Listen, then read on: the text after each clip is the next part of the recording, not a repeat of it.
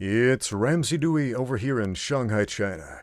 A couple of years ago, I uploaded a video titled MMA Pre-Fight Patty Cake Needs to End. A case for not touching gloves after the bell. I will link that in the description down below. Go check it out. It's a pretty decent video.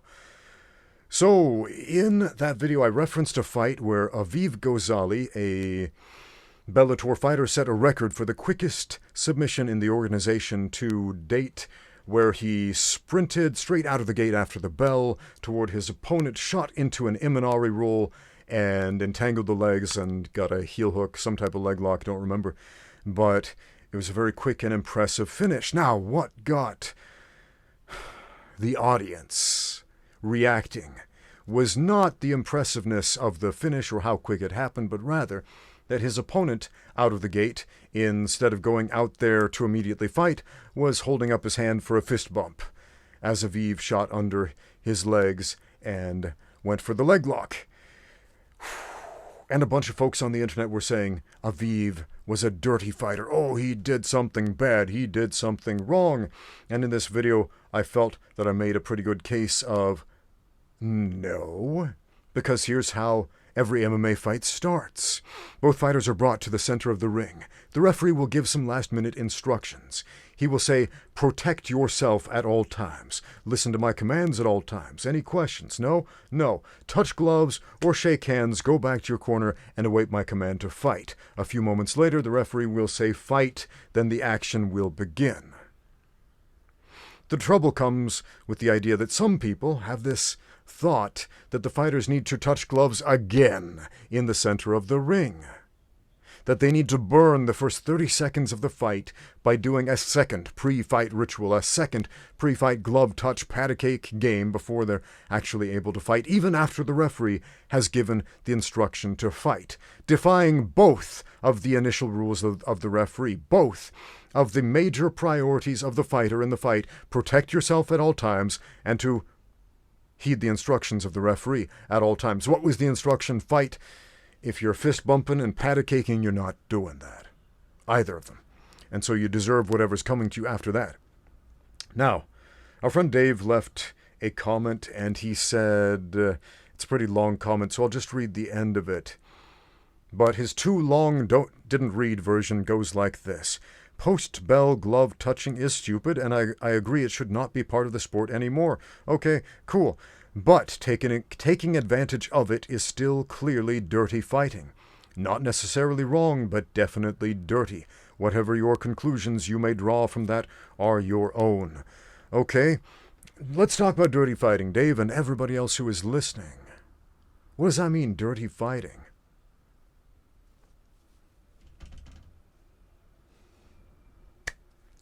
That's a confusing term to me because it's a dirty, rotten cage fight to begin with. It's the sport of hand-to-hand combat where both fighters are attempting to subdue or knock out the other person by any legal means necessary. Any legal means necessary.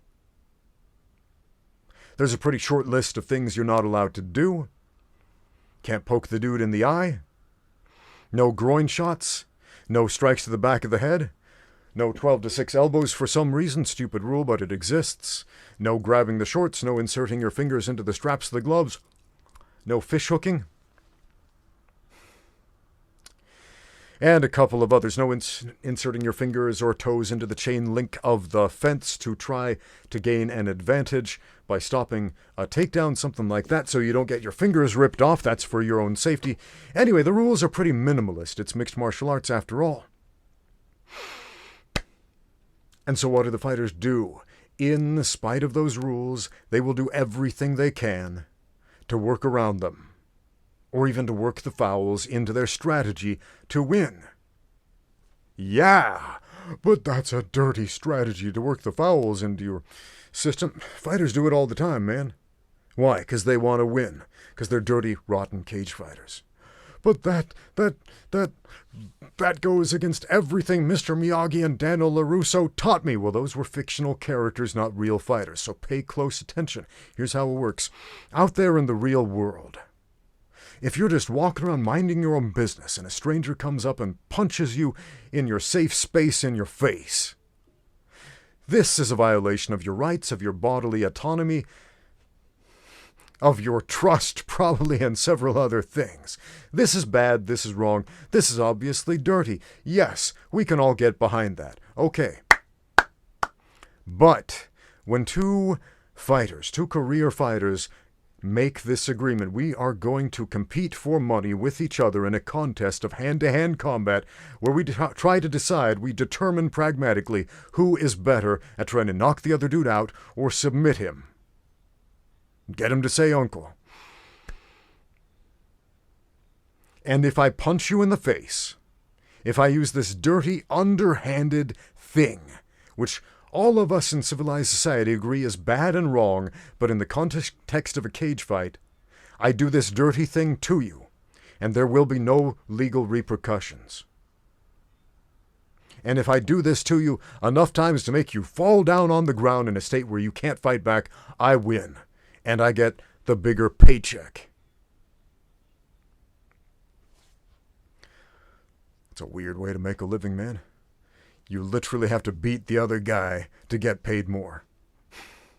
Most people show up to work and beg their boss for a raise. Please, pretty please, may I have a raise? I've worked here so long, and now... Meanwhile, the fighters just have to go out there and fight for it. It's a weird way to make more money than the other guy. But it's pragmatic, and that's what I appreciate about fighting. It's pragmatism.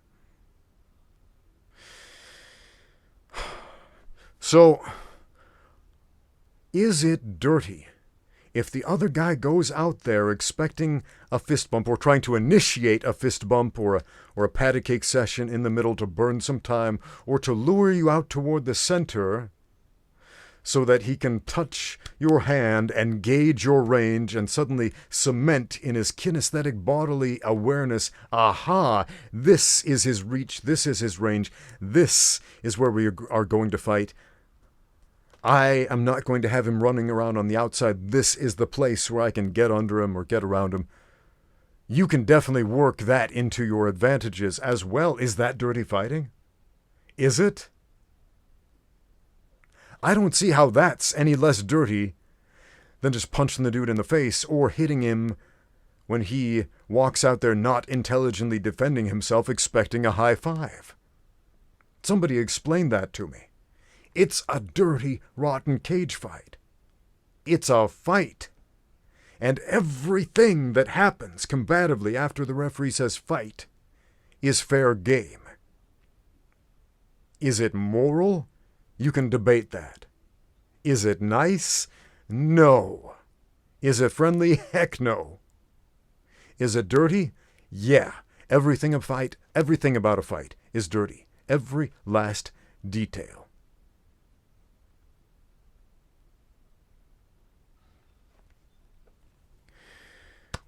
You probably heard the term dirty boxing, and this is a term that gets used and abused a lot on the internet. There are folks who I buy my 6 DVD set about dirty boxing, and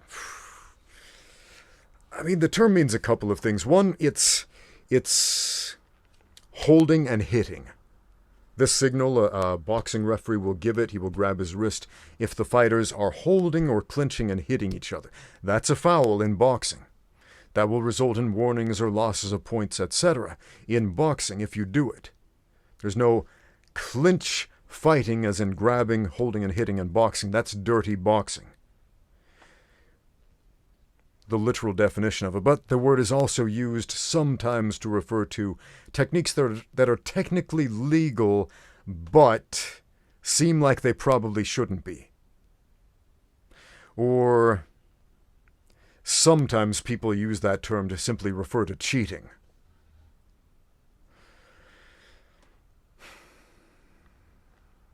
So, let me try to give you an example. Let's say I'm working a Philly shell in boxing, and I pump out my jab, and I give you the illusion I'm keeping a distance. I want to stay outside of the pocket, but then I throw that jab with a falling step to get to the inside, then I move shoulder to shoulder up in that Philly shell, and for a brief moment, a split second, you think, oh, we're very close. Maybe I'll grab him, maybe I'll push off, maybe I'll pivot or something like that. But then, I push myself away from you and create just enough distance for my right hand to clip you on the jaw because your hand was trapped between my arm and yours. Is that dirty? Heck yes it is. Is it legal? Yeah, 100%. Is it something I do when I box? Yeah, pretty much every time. How about an arm drag? You can arm drag in boxing? Heck yes you can. Made a whole video about it. It's a great technique. A lot of the greats have done it and still do. You move into that infighting range. You're not grabbing, you're not holding, you're not hitting. Everything you're doing up to this point is legal. Maybe you're up in that Philly shell position, you're in that shoulder-to-shoulder position, and then with the underhand, you put your palm, the palm of the glove, on the elbow, and you arm drag it. You release at the same time as you throw the hook, boom, and you can clip him. Is that dirty boxing? Well, by some definitions, yes. Is it dirty? Yeah. Is it legal? Heck yes, 100%. So are you a dirty fighter if you use these two dirty boxing techniques that I've just explained? Well, by my definition, all fighting is dirty, so heck yes, you are. Be the filthiest fighter you can be, man. I love Neil Melanson. He's a great coach, a great grappling coach. And he used the word filthy a lot to describe fighting techniques. And if he's given you a compliment on your fighting techniques, he'll say something like, that was filthy, man. In other words, that's a good fighting technique. Are fighting techniques morally good? Are they nice? No, we've been over that. But are they filthy? Yeah. Are they dirty? Heck yes. Is that how we should fight? Well, if you want to win. But I want to win fights in the nicest way possible, then maybe go do a different sport. I mean, IBJJF jiu-jitsu tournaments exist, and you can still be very mean in a lot of ways, but the rules, for the most part, disallow most of the really mean stuff. Most of it. Is it nice to strangle somebody? No. That's kind of a filthy technique if you think about it. Does it feel good to strangle somebody if you're on the receiving end? No, it kind of sucks. Does it feel nice to have your joints torn apart? No, it absolutely sucks.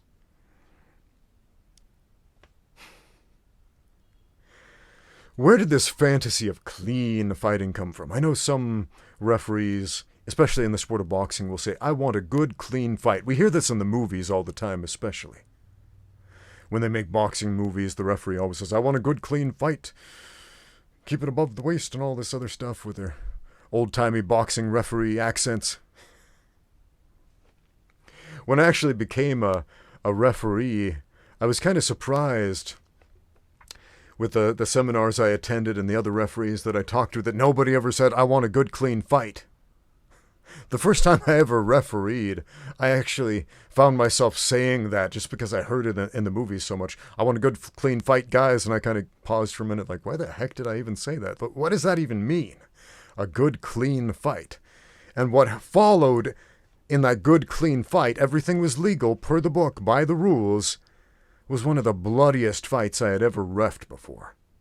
It was filthy, man. It was filthy. One of the dirtiest things I had witnessed in the cage to that point in my life. But perfectly legal. So if you're saying dirty fighting is wrong, essentially you're saying fighting is wrong. Because that's what it is. Please explain to me how you can have a good, clean fight. It doesn't exist. Thanks for watching. Now get out there and train.